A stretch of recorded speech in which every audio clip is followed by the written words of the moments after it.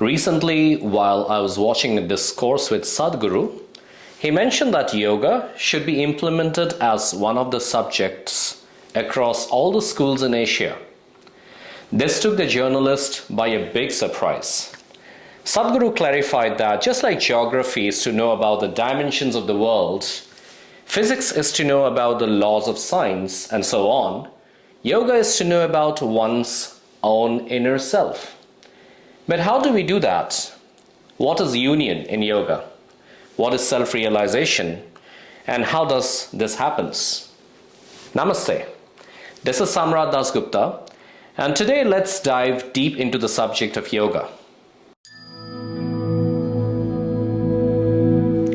Minutes ago, when I mentioned to my family about creating this video on what is yoga, my son asked, "So you have to do so many different postures?" This is what the majority of the population visualizes when they hear about the term yoga, which is practicing some postures called asanas, which can keep them fit and flexible. In yoga, the asana practice is like the tip of an iceberg. So before going into the depth of what yoga is, let's see why we practice asanas and how the asana practice can connect one to the core disciplines of yoga practice. In modern world, indeed the practice of asana is done to attain an overall better physical health. However, in ancient time, the sages started to practice asana so that the physical body's ability to remain still during their meditation could be prolonged. Feeling of discomfort or pain while sitting for long hours of meditation used to be their biggest hurdle back then during the days to attain their goal, and hence came the invention of the asanas.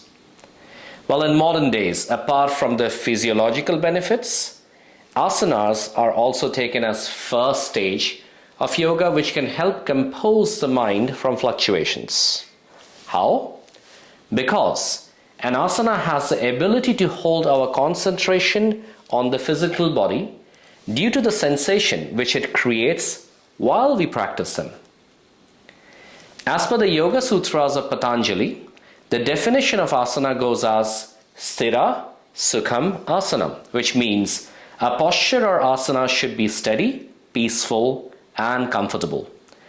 Well, since not all the asanas are naturally as comfortable to our body, in order to reach to the state of this steadiness and comfort, one has to practice regularly with discipline and effort to attain to this state of comfort at the physical grounds.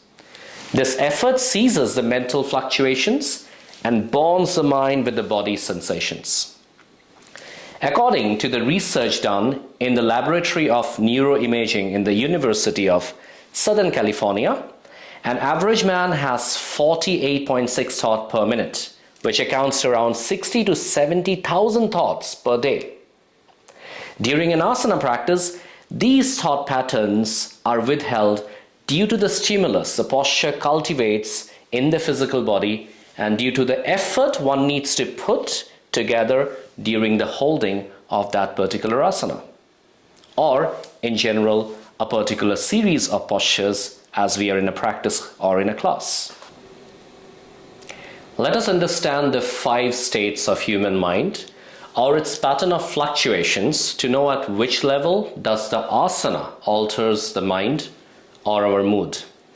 The bottommost part is called shipta, means a very disturbed mind, or also an analogy is the mind of a drunken monkey which constantly jumps from one to another object or thoughts. The second from the bottom is called mudha. This state of mind is lethargic and doesn't have the motivation to do the work due to the laziness nature. An analogy will be that of a buffalo mind. The third one is called vikshipta, in which one is partially focused and partially distracted. Like when we are listening or watching a news channel, or even during this lecture, we might lose the focus at times, and partially we still remain connected. While practicing asanas, the practitioner advances to the vikshipta state of mind naturally. The fourth is called the ekagrata, which is also called one-pointedness. In this state, one can hold their focus on the chosen object even with many disturbances around. The practice of asana shuffles the practitioner in between that of the vikshipta and ekagrata. Well, this is also what we aim to do in the initial stages of meditation. Hence, asanas are also often said to be meditation in motion when it's done mindfully. The final stage is called niruddha. This state is a complete restraint of mind from the outside world and total absorption with the chosen object of meditation. If that object is a soul, then one unites with their soul. In other words, one attains what we call self-realization, or identifies one's true self and the reason of existence. So these 5 stages of the mind can be controlled at the physical level using the asana practice. Secondly, they can be controlled at the breath level, which is more subtler than the physical body level, and we use pranayama practices for that. And finally, the senses and all the mental afflictions can be controlled by the several stages of meditation practices to eventually attain the 5th layer, which is niruddha on the top.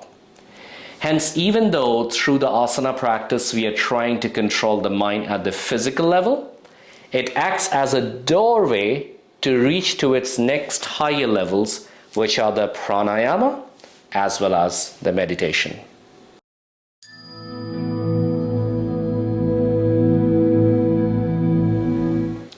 So to understand yoga more deeper, let's take one of its definition. The union of individual consciousness means us with the universal consciousness means the God or the Almighty we believe in. Imagine our mind as a light bulb. This bulb is turned on and glows bright when we are in a state of oneness and turns off when the impurities kicks in. These impurities are our mental afflictions, the thought patterns and the worldly experiences causing impressions in our mind. When we start working to clear all these impurities, the light of this bulb remains on at all the time and glows bright. This is what is called the culmination of inner consciousness with that of the universal consciousness. Let's take the next definition from Bhagavad Gita, which is Samatvam yogaha uchyate, means evenness of mind is yoga. Our mind is constantly reacting to situations around us. Our emotion fluctuates within minutes, from happiness to anxiety to fear to griefs and so on. These are called unevenness of mind. So the mind constantly monitors us and reacts based on the experiences we build from our surroundings. These reactions are manifested in 3 different forms: thoughts, words, and actions. Let us take an example. Assume you are queuing up for a transport, maybe for a train or a bus, and someone from behind the queue jumps in and enters into the last spot which was supposed to be yours. So the first response which might come from us is an anger which leads us to take an action. This action can be we getting into physical fight by pushing the person out or even to call the security. Presume that we have got a good self-control over this. For the action, the next way of reacting might be through the words. To exhibit the anger, we might use harsh words or foul languages. Presume that we have a good control over the words too. The next reaction can be through the thoughts. If the situation is really unacceptable, the thoughts will constantly bombard, like, how can he or she be like that? Where are their basic manners? Why it has to be with me? And so on. If one has the ability to keep the state of mind in evenness, that person will accept the situation and will gracefully walk away from it without being bothered. Hard to do, isn't it? Such person is in a state of balance and harmony and is called in state of yoga. So how do we get started to walk towards this path? Just like stated before, the mind is controlled in the physical level by the asana practice.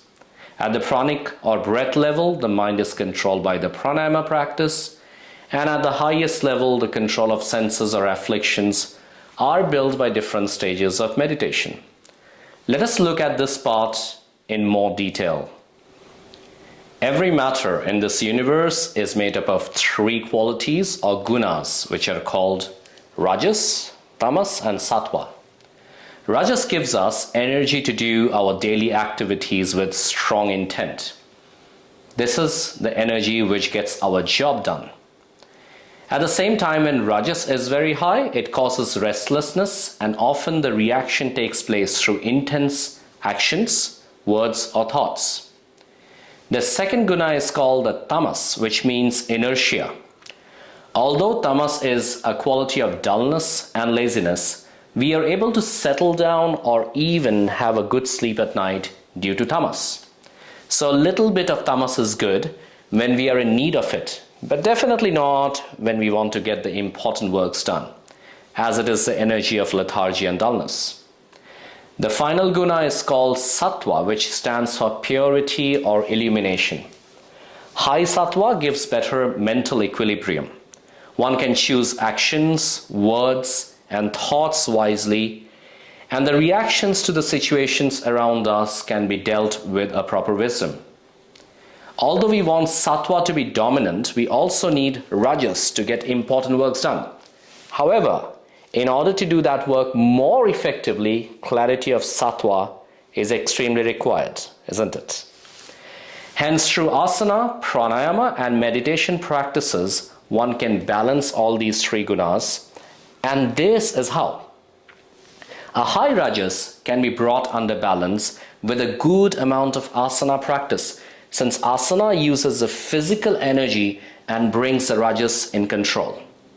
Tamas can be lowered by pranayama practice, as it helps the prana or the life force energy to circulate in the entire body, which reduces the dullness and lethargy. That's when one becomes more dominant in Sattva guna, which creates an evenness of mind, bringing it to a state of harmony, leading our actions, words, and thoughts to a state of wisdom and complete calmness. Hope this video has brought a better insight of yogic understanding to you. Please subscribe to stay updated on the upcoming videos and let me know what you would like to listen. Please share with your friends to illuminate them to this ancient, holistic subject of yoga, which unfolds the secrets of joyful living. Finally, thank you very much and namaste.